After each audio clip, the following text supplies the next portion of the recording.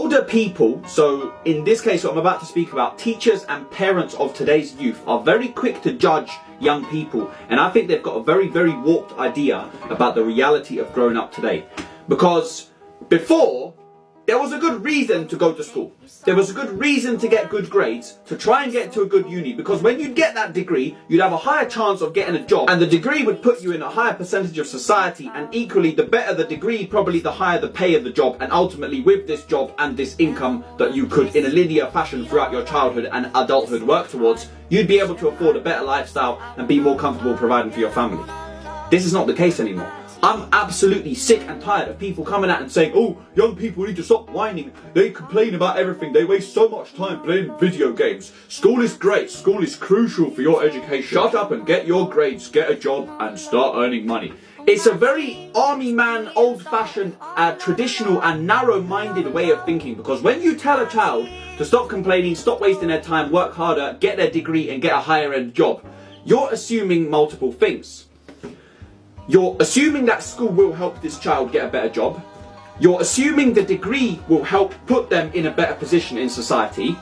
This simply isn't the case anymore. And students know this isn't the case. And that's why they're so lost. Cost of living is through the roof and degree values are at an all-time low. So yes, I'm going to be the guy who's going to come out and stand up for the younger generation and say yes, it is harder than ever to grow up and progress into being an adult. So, in summary, school doesn't put you in a better position for a better lifestyle. It offers minimal qualifications to improve the quality of your living and potential job options. But I know at this point, before you scroll, you've heard it so many times before. Oh, just another TikTok motivational guy coming on here talking about how school is crap. Oh, start a business, invest, don't save. No, listen, I'll explain to you perfectly so that everyone can understand this fact.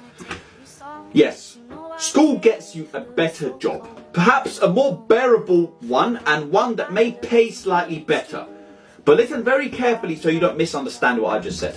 When people say if you don't have a degree and don't do well in school, they say you'll get a bad job. The first thing your brain thinks of is, oh, I'll be a bin man, or I'll be a toilet cleaner, a janitor, something stereotypical, something that on paper is not very attractive, not attractive one little bit, right? Or equally, you can go for jobs that are slightly less harsh, a bit more glamorous on paper, such as jobs in retail, being a waiter, bartender, etc. All of which are respectable jobs, by the way. But what they won't tell you is that the bin men are paid 25k per year. Waiters, on average, are paid 22k a year. The average janitor is paid 23k a year. And here's the crazy bit. The average uni graduate is paid 25k a year. And wait, I'm not done. Just for those of you who will be like, oh, of course, when you come out of uni, you don't have a job, but you have to build now using your degree. After 3 years after graduating, the average graduate is on 33k a year. Fuck me. And you will still have people coming in the comments, or people who aren't even with us anymore. They've continued on their scrolling session because they've heard enough facts they're not ready to hear for one day. Thinking to themselves, oh, just another little boy on daddy's money who failed his GCSEs. Ha ha ha. It tells you everything about society, everything you need to know. So, just to summarise, sorry, I sidetracked a bit. I'm even in awe myself with how blatantly obvious it is. But to summarise, in the grand scheme of things, what they're telling you is spend the first 25 years of your life living on somebody else's terms, doing exactly what they tell you, how they tell you to do it, when they tell you to do it. Be scared of ever trying to do something else that somebody who didn't conform to the system might suggest to you. Live in fear, save your money, and by the time you're 30, you might be able to earn an extra 10 grand a year than somebody who cleans toilets. And let me be very clear, sorry, before I get more keyboard monsters, this is with not even 0.1% of disrespect towards the cleaners and the harsh labourers who are doing the jobs that need to be done in order for the elite's infrastructure to work. All it is a fat wake-up call to this reality that you're being brainwashed into thinking is the only way. Kids these days are nothing but lost, confused and trapped because A, they simply don't see a route out, or B, they don't have anyone successful or proper to guide them. And that's not even to begin the topic of how much extra mental pressure they have from all the bullshit they're surrounded by every day on social media and this modern lunacy of glamorizing the way celebrities and anyone with a few followers moves their toes. Growing up is harder than ever. Not only is everything they're being told to work on completely valueless, but they're also surrounded by constant politics, propaganda and attempted indoctrination wherever they turn. So you have children coming to school who are already seeing what's happening at home, knowing their parents have degrees, also went to school, but watching the life they live, watching it fall apart, watching it destroy the family, and knowing it's getting harder and harder, wanting to try and escape but not seeing a way out. So you, as an older person, are actually less mature than the youth in your lack of understanding and ignorance towards the direction this world is going, and has in fact already gone. So instead of recognizing the change and adapting and being a person of wisdom, maturity and experience to help them and guide them through it, and ensure that they don't get too caught up in it and end up at the absolute lowermost rank in society's ever expanding hierarchy, you sit there and tell them that back in your day you would have done this, that and the other, and oh look, these bloody youngsters, all they want to do is sit and click clack on them phones and them TikToks and Fortnite. It's crazy, it's crazy to me, bro, how detached the parents are from the kids. It's not even funny, bro. The mental health of young people is at an all-time low. This is a public renowned fact, pure statistics. And they're not depressed because it's difficult. They're not anxious and suffering from panic attacks and insomnia and whatever other bollocks because homeworks and exams are tough.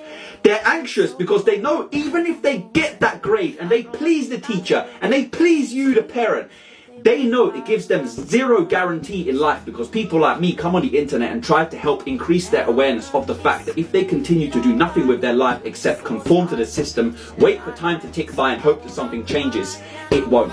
And then obviously if they do the exam bad, they get absolutely butchered as well. So actually not only are they anxious because they know if they do the exam well it doesn't really help their life that much, they know if they don't do the exam well, they'll get destroyed at home as well. So they can't win. And then they're depressed because they simply can't handle this level of stress. They don't have role models of value or parents to guide them properly because you're all too busy either working around the clock because cost of living crisis is so high, or you're doing your own shit habits because you're depressed with your own life as an adult, or you're telling them that they're useless and back in your day you would have done this, that and the other. So as young people who we've established by this point have no real role models, they're incapable of making good decisions for themselves. So they end up in drugs, drinking, vaping and all the other shit cultures as an escape from reality, which obviously a more mature person knows does nothing except temporarily numb the pain, convince them that they're happy for a bit, and then make everything on the long term worse until it gets to the point that the shit going on between their ears is nothing short of pure chaos, because all the shit habits have fucked up their body's internal systems on such a profound level.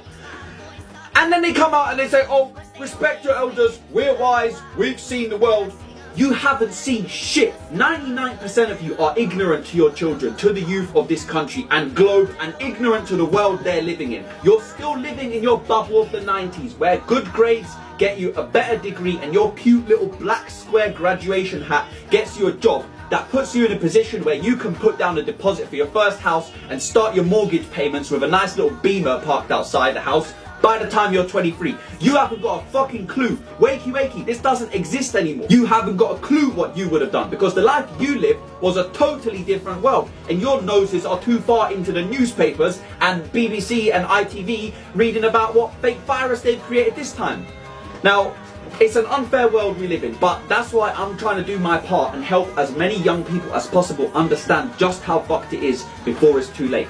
And please don't come in the comment section and ask me what to do. Start working on your skill set, make yourself an individual of high value, learn to speak properly, articulate yourself in a manner that sets you apart from all your peers the moment you open your mouth, make yourself physically respectable, keep listening to me, and stop sleeping if you're under the age of 25. You don't need sleep. Send this to your mum and dad, I dare you. And your teachers.